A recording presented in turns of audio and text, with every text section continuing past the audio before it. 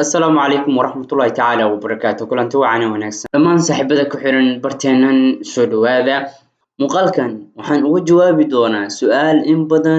badan maskaxdayda ku soo noqnoqotay midaas oo ah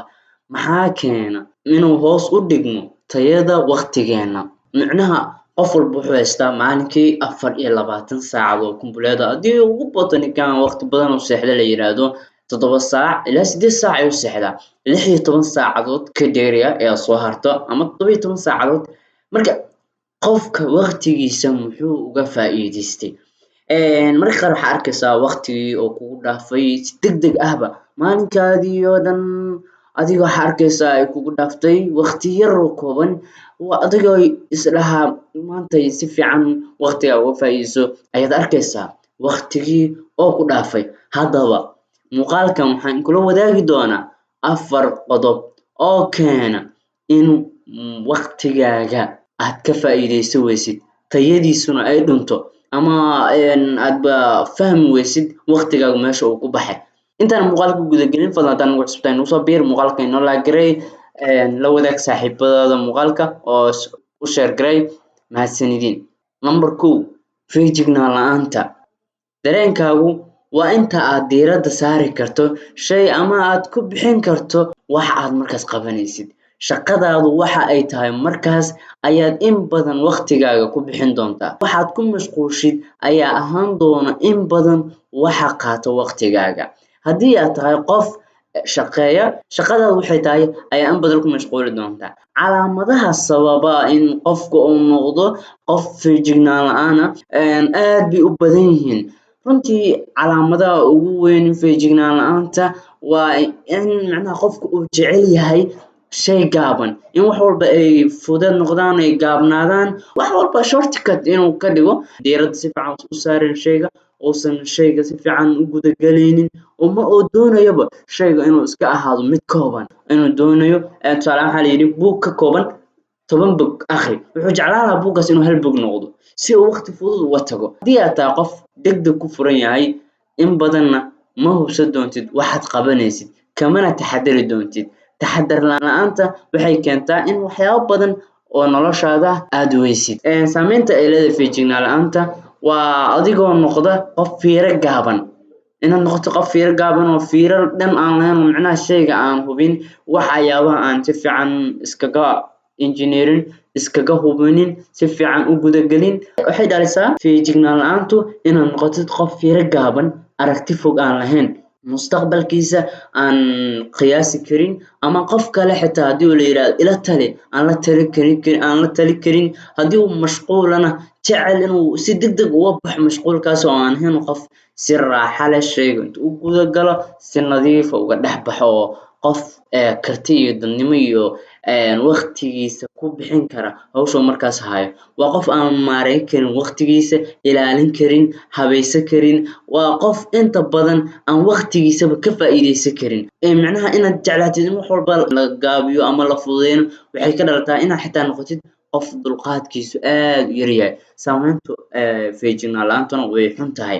lambar 2 mudnaan la'aanta tusaale ahaan waxaad tahay arday waxaad aad iyo aad ku dhibayso maadadana 100% fursad aad ku akhrisana ma siisid mudnaan gooni ma siisid mar walbana waad ku dhacdaa waxaad tahay qof mar walba ardayda kale uga hooseeya ardayda kale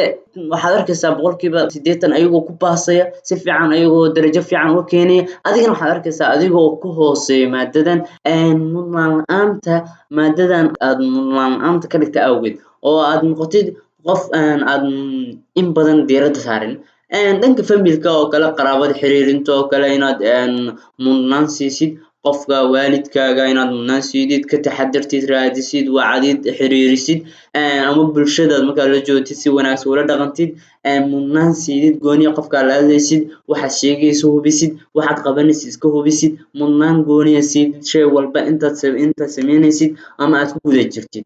number 3 tamarta maskaxdaada oo hooseyda macnaha inaad noqotid qof maskaxdiisuba aysan fadhin waxaad u baahan tahay inaad caafimaadka maskaxdaada ku dadaashid waqti badanna gelisid si madaxaada u degi lahaa u noqon lahayd qof caafimaad qaba maskaxiyan inaad caafimaadkaaga maskaxeed ugu dadaashid waxaad u baahan tahay si caafimaadka maskaxda ugu dadaashid inaad raacdid talooyinka dhakhaatiirta, talooyinka ay ku siinayaan dadka kaa waaya aragsan, kaa waaweyn, waxyaabaha aad u baahan tahay inay ka fogaatid oo tamarta maskaxdaada luminaya, maskaxdaada ka dhigaya maskax aan in badan waxaan ku mashquulka iyo arrimaha aan u dulqaadan karin, inaad noqotid qof in badan maskaxdiisa ka taxaddara, kana dheereeya waxyaabaha hoos u dhigaya tamarta maskaxdiisa. Mar walba maskaxdaada ku dadaal inaad noqotid qof ka taxaddara oo aad iyo aad u ilaasha waxyaabaha aad qabanaysidna iska hubiya. Number 4 caafimaadka jirka oo liita.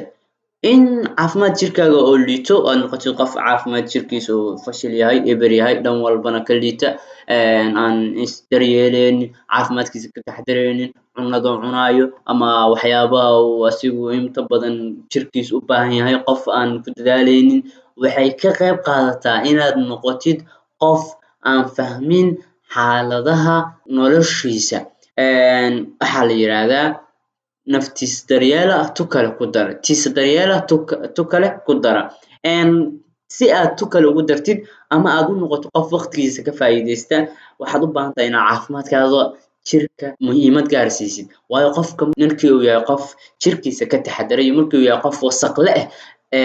waa ka fikir dheeri. Qofka markaa kor uga jeedid waa qiyaasi kartaa wuxuu yahay qof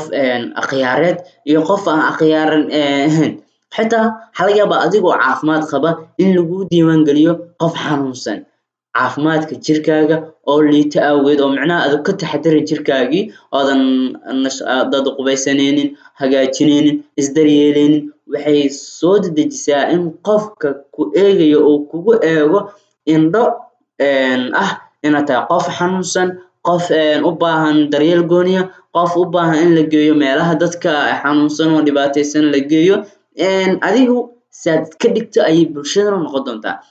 Waqtigaagana waxaa hoos u dhigaya tayada noloshaadu siday tahay.